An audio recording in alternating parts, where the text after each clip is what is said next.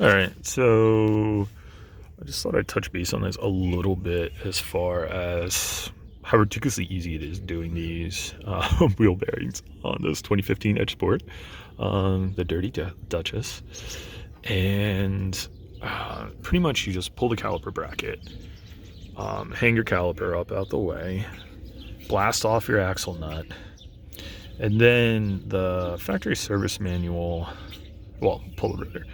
Factory service manual has you taking the lower ball joint out, removing it to get enough play so you can push the axle back to get clearance.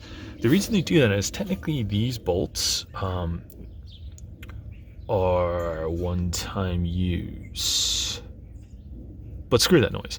So I wound up leaving the lower ball joint attached. This is the passenger side. The driver's side, I removed it, and it was easy to get out because I have very little rust on this, which is awesome. But it was a pain in the balls, like fully getting it out and stuff. It just sucked.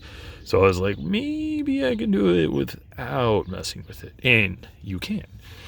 You wind up taking these bolts. You can't remove them because the CV axle is kind of in the way, but you have play in and out on the CV axle, so you can get some play on it.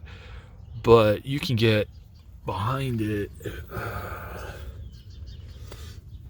with I think I wound up using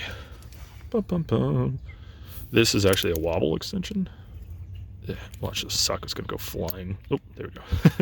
So I was able to get in there with this little wobble, and I was able to remove the old assembly, clean everything up, anti-seize everything that needed anti-seize, and bolt this whole thing back in. What I wound up pushing the bolts out, wire brushing them, all four of them, the exposed threads, and then reapplying red Loctite because from the factory they have red Loctite on them. So I wire brushed them down and applied red Loctite, and then carefully anti-seized everything not to get on the threads, and then just place the new wheel bearing assembly on, tapped it in with ye old mallet a little bit, and then hit it a little bit to align it a little bit better, and then got my bolts and I'm about to torque them down. I mean, it's job. You pull the tire, axle nut, caliper mounting bolts, hang the caliper, pull the rotor, and then it's 3 15 mil bolts. Use a shallow socket on a small extension, possibly a wobble.